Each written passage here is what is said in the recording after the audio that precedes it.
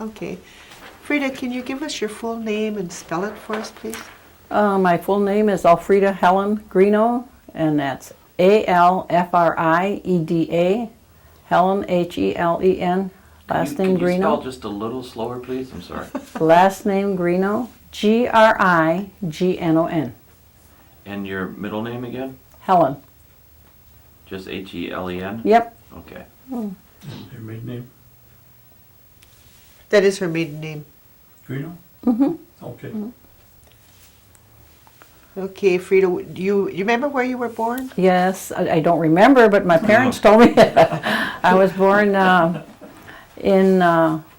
well, my grandmother always said I was born in a little log cabin many miles from the shore, which is right here at Chicago Corners. Oh, Phoebe Skenador. oh, okay. In what year were you born? What's the date of your birth? My birth date is April 1st, 1934. Okay. And what were your parents' names? My parents were Inez Adams Grignion, Adams Grignion, and my dad was Michael M. Grignion. Oh, okay. And do you know anything about your grandparents, their names? Oh, Like yes. On your mother's side? On my mother's side, my grandparents are James and Julia Adams, and Julia's last name was Skenador. And I even remember my Oh, good. great-grandfather, who was Joseph Skenador. Oh, okay. And I lived in that house for a long time. Uh-huh. That's on my mother's side. And where was that house at? That house was on, I don't know the correct address, but it's on toward Freedom, Oh, okay. double E. Oh, okay. Is E that where you double E. live now? Yes, I'm down. No, where I live now is where my grandma Julia had. That's their homestead. And then just down the hill was my great grandfather, Joseph. Okay. I know who you mean now. Yeah. Okay. And do you remember your grandparents on your father's side? Yes, I do. My dad's mother's name was Josephine Petita Grignion. And Petita was her Menominee name. She married a Grignion, so. But I don't know that much about the Grignion side because by that time they had passed on. All I know is his name was, I believe it was Joseph. Joseph Grignion. And then his brother was John, and we didn't know this at that time. His name was John, we used to say John Polier, but we run it all together. Here is that Polier Street in Green Bay. Oh. Later on, we found all this out on my father's side. Uh-huh. Your father was Menominee then? He's Menominee, yes. And your mother was Oneida? Yes. Okay. So that makes me half-half. Half-half. Do you know if your parents went to school anywhere? My dad went to Haskell, Haskell School. And my mother, as far as I know, my grandparents wouldn't let her go. First they said she could go, and then they turned around and said no when it came time to go. So she stayed right here in Oneida area. Oh, okay. And then, did your mother have any sisters and brothers? My mother had 2 brothers. There was only 3 in the family. The youngest one was Adams, and the other one was Irvin Adams. Okay. What about your father? Did he have any sisters and brothers? Yes, my father had, I have to think now because that's Agnes, Dick Grignion, Esther Grignion, maybe you remember her. No, I don't Esther think Grignion, and Bill Grignion. I believe that's it, plus my dad. so. Oh, okay. And where did you say you were born again? I was born by Chicago Corners. Chicago Corners. Okay. My aunt would be my great aunt, Phoebe Skenador. And Julia lived close to Chicago Corners too? No, my grandmother Julia lived on a hill, which is now Oh, my on home. Freedom Road. Yeah, Okay, mhm. all right. Where did you go to school when you were growing up? I went to school in Kashina. I went to Kashina boarding school at that time, St. Joseph Indian School. Oh, okay. I was there for about 2 years, and then my dad got a job with four-wheel drive in Clintonville, so we had to move. So we lived in Clintonville for a few years. Then we're back on the reservation again, and I went to school, finished up in Neopet, and then Shawano High School. Oh. Did you graduate from Shawano High School then? No, I didn't graduate. I waited till I had all my children before I graduated. Oh, you did graduate. Okay. And what year you graduated? That was up here at Norbert Hill. Let's see. That was about 98, 97, somewhere in there. Congratulations. Thank you. Took a while. Took a while. Do you remember the holidays when you were growing up? Oh, yes. I remember my Christmas holidays, especially because there was 7 of us in the family. There were 7 children, and we'd all go out to cut our own tree. All of us to go out into the woods on the reservation to find the right tree. So we did that almost every year. And Christmas wasn't all that much because we didn't have a lot of money. We were poor. But we always had a good meal, and maybe all we get for Christmas is a good meal at that time. You know? But it was festive, for us. A lot of times we made all our own ornaments to put on from school, stuff like that. Sometimes they made pictures and we could put those on. Oh. That was good too. But You mentioned that you had 7 sisters and brothers. Give us their names, please. let's see. My youngest one is Joseph Grignion, Richard Grignion, Alice Grignion, Patrick Grignion, William Grignion, and I'm missing one here somewhere. Myself, as far as I know, but You need one more. I need one more. Did I say William? I don't think so. No. Okay. So, okay. They all lived with you in Kashina then? Yes, we all lived together. We lived in a log house in Kashina. Oh, really? It's Did just you one- live right in? Or, About a mile and a half out of town, and it was just a log house, and all it had was one big room, one big room downstairs and room upstairs. So we were all, on the upstairs. There's a lot of beds. and then in your later years, after you went to school, did you go to work anywhere? I have been working since I was 14. The summer years when I lived in Kashina, they had, I don't know what you'd call it, but we had to work for government, and it was picking gooseberry bushes. Gooseberry bushes? Yeah, because they killed the pines. Oh. There would be like maybe 15 women on a truck out into the. We'd go arm's length apart, and we'd have to walk. We'd get our breaks and stuff like that, but we'd have to walk. We'd get off the truck, and they'd line us up, tell us how far apart we had it to be. We'd have to tie our pants legs because a lot of times you run into bees, and they'd come up, or snakes. You run into all kinds of things. So we'd have to always tie our pants legs up and try to wear long sleeves, tie those too, so nothing would get, and then walk arm length, and for 8 hours. We did that, but and, for the forestry. Oh, And we got paid kind of like your, what the heck you call it, kids job corps, or okay. Yeah. Yeah. Very much we it was a lot of fun because we've seen a lot of things in the woods, and we did pick a lot of gooseberries, and then they gave us gloves. We needed to have that. We had to get the whole root out when we took it out. Oh, You know, depending how big it was. Some were little, some were big. Then where did you go from there?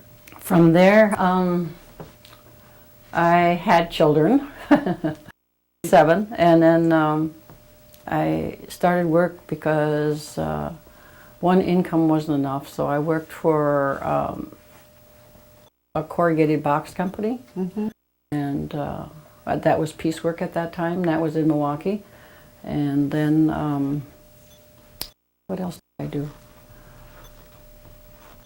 Then I worked for, my husband was transferred to Chicago, so I worked in a cookie factory, Nabisco. They still make cookies.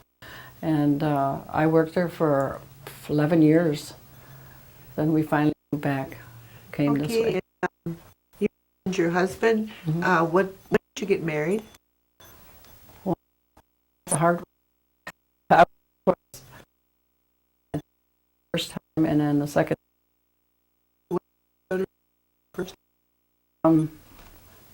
Warden and Gerald. Okay. And what was your second husband's name? The second husband was Lester Broughton, and with him I had 5. And what were their names? Their names were Lisa, Susan, Kelly, James, and Blair. Okay. And let's see, where are we going from here? We went through the holidays. Did your mother speak Oneida? No. My grandparents always spoke Oneida to themselves and with my Aunt Rebecca and Uncle Steve, but that was just amongst themselves, and it seemed like they talked the language so we wouldn't know what they were saying, you know. But your mother didn't speak Oneida? My mother understands, Uh-huh. but she don't speak, Oh. you know. And then I believe she knows more Menominee than she does Oneida, because she lived there. Yeah, well, Yeah, you lived when there she so got long. married, she moved on the Menominee Reservation and was there for a long time, you know, Yeah. with all her children and that. So she learned that language just from, you know, picking up here and there. And my grandmother on my father's side could not read, you know.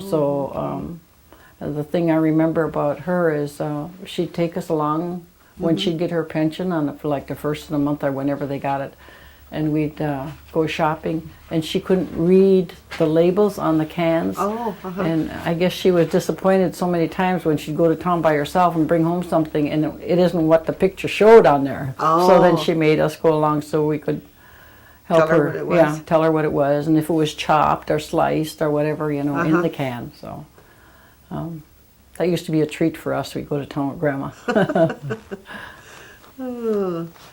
Did you learn how to speak the Menominee language? I just know a few words. The same way with the Oneida language. I only know a few words here and there, and I can just say a word like hello and stuff like that, you know. So, no, I don't know too much. Did your grandparents go away to school at all that you know of? I think my grandmother went to school, but was there a Carlisle? She went away to school. Oh, okay, at There. Carlisle. Yeah, and my dad always talked about Flandreau, Oh, okay, so yeah. that's all I can tell you about that. And on my grandfather, James Adams, I don't recall him ever saying you know, so I don't know if he did or not. Did you ever get to visit with your great grandfather, Joseph? Did you know him at all? I knew him. I was very small, you know, but I remember him. To me at that time, he was a tall, towering man, you know, with a deep voice, you know, and he was, I don't want to say he would scare anybody, but I guess I was so little that he seemed big, you know. So Yeah. and that's they had a farm then, and I remember the old log barn that he had, you know. And then after he passed away, then my Aunt Rebecca and Uncle Steve had it, you know, and that was original homestead. Then my grandmother got that little piece up on a hill, so that's where, you know, I got Do you know that if piece. that was allotment land? I heard that was, what did you have at that time? A lot of acreage, 80 Yeah. acres or something like that you had, and that's what that was at that time. Oh, okay. So I don't know how my grandmother got the little piece on top of the hill. You know, it must have been probably a gift for when she got married, and that's become my homestead now. Is that taxable land then? My piece is taxable land, yes. Oh, okay. Yeah, I remember when they used to live there. Do you remember your parents ever talking about any kind of herbs that they used for medicine? Not so much my mother and dad as my grandmother on my father's side. But you know, we were a big family, and like cousins and stuff like that, all lived on the Menominee Reservation. And when this is what I remember of it is when somebody would become pregnant or sick or something, my grandmother would always go out and pick something. We don't know what, you know. I wish to this day that I was a little bit older so I could have went with her, you know, to know what these are. But she always, when you would be pregnant, I know this one for sure because she came to me with this. We lived on a farm, and she went out and picked something and brought it back, and she cooked it up for us on the and she spoke very broken English, you know. She couldn't speak real good English, and she would say that we would have to drink all of that or whatever it was made up. We needed to drink all of it, you know. And when when we ran out, well, then it seemed like she would know when to come back, you know, Yeah. to cleanse us. I believe that was a cleansing that we had at that time. Oh. You know, or any sicknesses. She always had things for us to take, but she more or less took care of the whole family that way. You know, and on my grandma Julia's side, there were just your common. I wouldn't want to say common, but things today that we still use that our Genhinqua has, that we can pick and use for medications, you know. But I don't. And then my grandmother used to make her own salve all the time, Oh. and soap. Is that your Grandma Julia? Grandma Julia Adams, yeah. But you know, and I'm so sorry I didn't learn that too. You know, all those things are gone now because. Yeah. I wouldn't know where to begin, you know, with some of the stuff that she had. Yeah. It's nice to know that they were able to do that. Yeah. So, do you remember if you celebrated Hoyan up in Kashina? Oh, no, not in Kashina. But did Here you come we to did. Oneida? Yep, just Oneida. Oh, okay. Do you remember what you did? Yes, my grandmother would make donuts, and Hoyan, that's when they would come to the door and holler Hoyan, then you would invite them in and they could have donuts. Okay. You know. Did you go Hoyaning yourself? Oh yeah, yes, Yeah. definitely. I'm not going to get left out. That's like Halloween. True, that's true. Yeah, that's true. Did you ever hear about the New York land claim? Yes, I remember my grandparents talking about that a long time ago, ever since I was little, that someday we would get money. That's all I remember, you know. They would say that. Pretty soon we will get money. It's there. We just have to wait, you know. So it goes back a long way. A long way, because I was little when I heard that, you know. And I thought, oh, you know, you don't pay much attention to it. I guess we Yeah. should listen a little closer when we're young, but we don't, so. Yeah. You remember getting your 52 cents a year? No, I don't. But I was on the Menominee roll first, so that's why I think I got left okay. out on that. Oh, okay. And Are you on the Oneida I'm roll on the now? Oneida roll now, yeah. But I remember my Uncle Ira being mad because that's all I got is 52 cents. Yeah. Do your children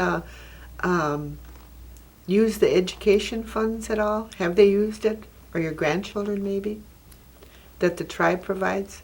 Yes, they do. As a matter of fact, my daughter Lisa has used it, and my granddaughter Cassandra has used it to further their education. My son Blair is now, he is just completing his master's, I believe. Oh, really? Hmm. So I'm Wonderful. very happy with that. Yeah. He'll be graduating this month. Oh, this month. Oh, Mhm. okay. Yeah. So you'll have a big graduation party? Oh yes, definitely. Uh-huh. So, how many grandchildren do you have? I have 9 grandchildren and 4 great-grandchildren, going on 5. Can you give us the names of your grandchildren? Oh my gosh. Let's see, I have Drew Metoxen, Memphis Metoxen,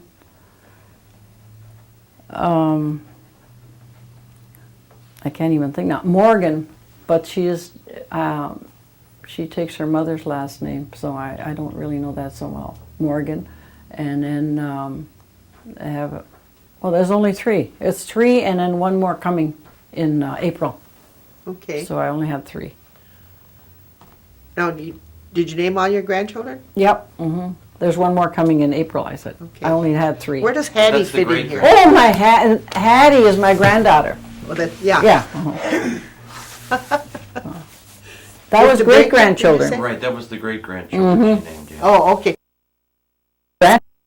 Wow. Where do I start? I guess I start with Hattie and Sonny, and that would be Broughton, and then there would be Lisa Metoxen would have Jennifer Marie, Drew, and Cassandra. Okay. And how many is that? So you got me all confused already. 5, I think. 5, okay. And then I have Thomas and Philip. Oh, okay. That's it. Yeah, that's 7. Yeah. Oh, no. And then with Blair, there's 2 more. Blair and Michelle. There's Dawn Marie and Thor. Okay. So should be 9. Is your mother still living? Yes, my mother's still living. She's been in a nursing home for, Inez has been in a nursing home for almost 2.5 years. Uh-huh. And the doctors, she's 91. The Oh, doctor my. said she's able to come home if we can find a place for her. And because she's 91 and she is can get around pretty good, I brought her to my home. So she's living with you now? She's living with me, yes. Oh, wonderful. I don't know if I'll be able to hold up, but I'm going to try. But that made her happy? Oh, yeah, she's very happy just to be home for the holidays now. You know, Uh-huh. she's just mellowed out, seems like. So. Oh, good. Very good. That's nice to hear. Mm-hmm. Yeah. What do you think about the health center? The health center? Do you use the health center? I use the health center a lot. I think it's an advantage, and I'm so happy that they have such a wonderful, wonderful program for diabetes. Oh, okay. You know, I have diabetes, and I never thought I would have it. You know, but it strikes everybody. Yeah. So I was scared because my blood sugar was 300 and something. Oh, my And goodness. that scared me, and I didn't know which way to go. So I had been doctoring with Seymour Prevea, and I went there, and they didn't know. Well, first they sent me right away to. They gave me what they could. They gave me medication. They took my blood, all that stuff, and then I thought I wasn't satisfied with that because it didn't seem like I was getting what I needed. So I thought my cousin Rose Johnson And Bernie Johnson, they said, well, go to the clinic because they got such a good program there. And I thought, well, I'm going. So I did. I called them, and they had me come in that same day. And I was in there for over an hour and a half with them explaining to me about diabetes. So I just think they got the best program around any place. You know, the nurses take the time to explain everything to you. You know, I really think this is a good facility. And the clinic itself is good. They have everything available for you. You know, only one thing is the waiting for the prescriptions. Oh, They yeah. can improve in that. Okay. What about the elderly programs?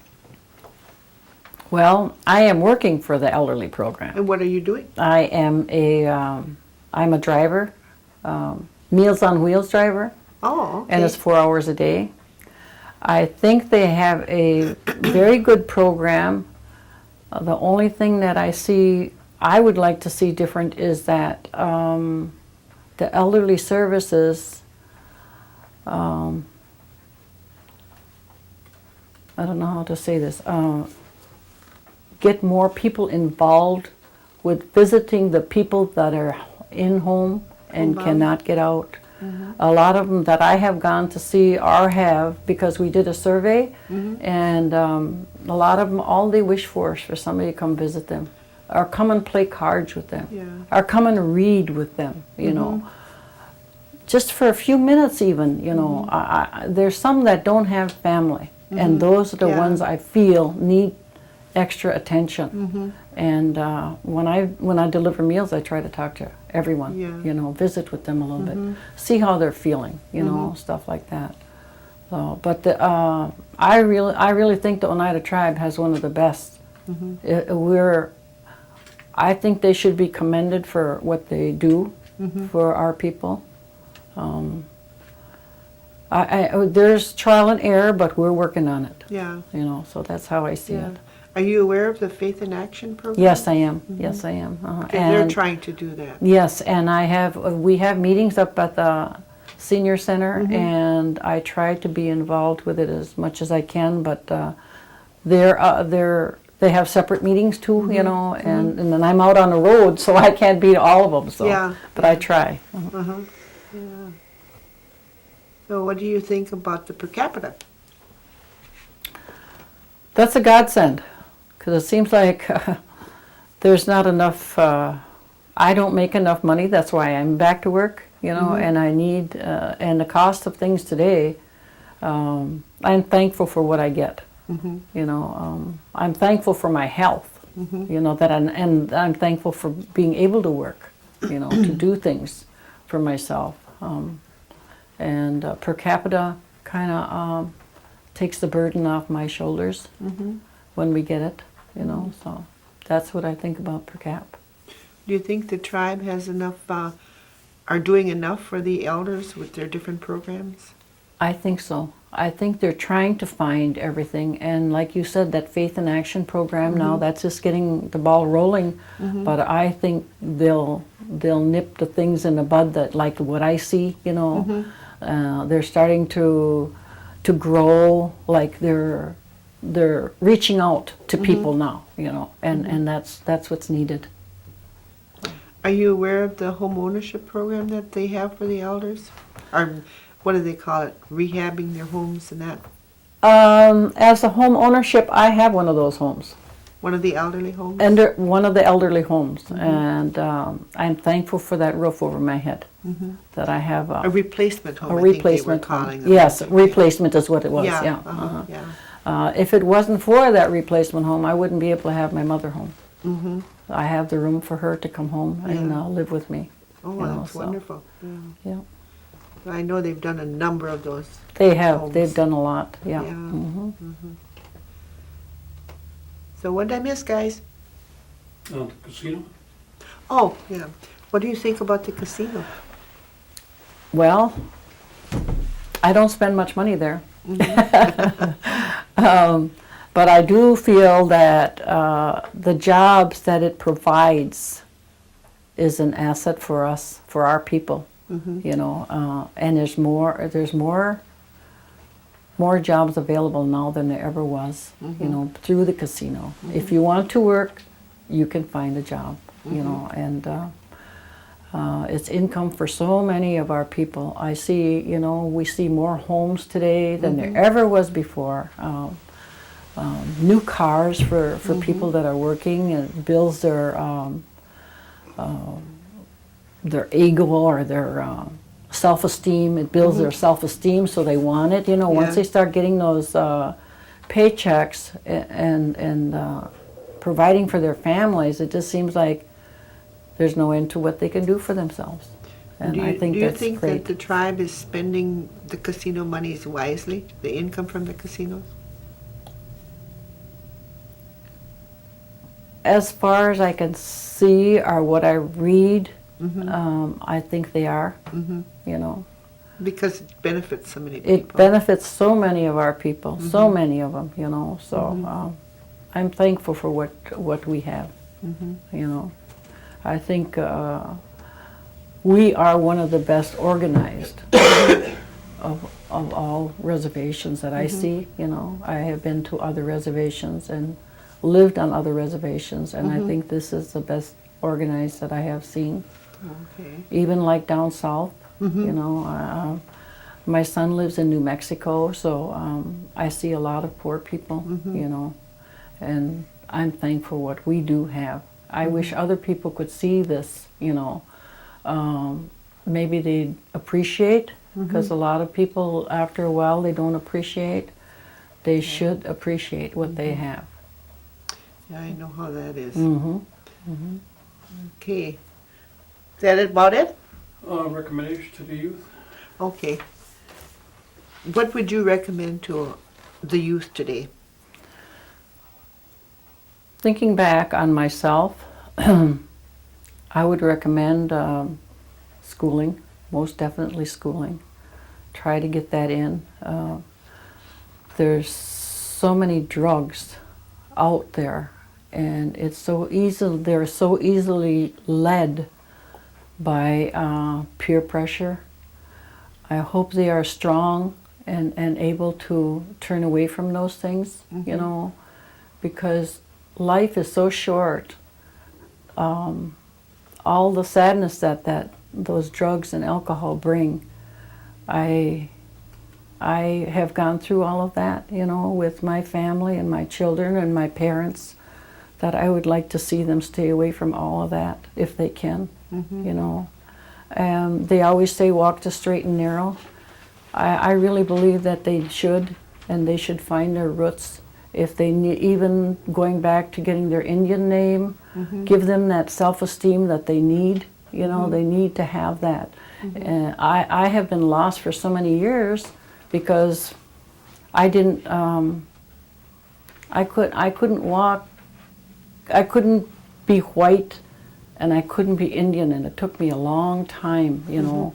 Now I belong to I go Medewan, and I go to ceremony 4 times a year, and that's just like like going to church, you know. I also go to church, you know, but to me this is bringing back my roots, and I feel that all children should do that. Find their roots, find their Indian name, follow that path. This is what's needed beside their education. Could you tell me what Medewan is? Medewan is Ojibwe. Oh, okay. So, and that's practiced up around Bad River. Okay. So I go up there 4 times a year. It isn't always there. Sometimes we go into Canada. Sometimes we're in Minneapolis, you know. But I do this for myself, and I come back so much like on cloud 9. And then you come back and you have to see all of this stuff and get back down, get your feet back on the earth, you know. So this is how I practice. Do you have any other church affiliation? Yes, other than I go that? to the Methodist Church. Methodist Oh Church? yes, I'm a member Okay. of the Methodist. But I can bring those two together. you know. Good. They work Very together for good. me. Yeah, so I guess that's about it, huh? I want to thank you for coming today. And when we get the tapes done, I'll deliver one to your house for you. Oh, that would be just Yeah, wonderful. so you'll have a copy and the tribe will have a copy. All right. Well, thank you very much. And they'll unhook you.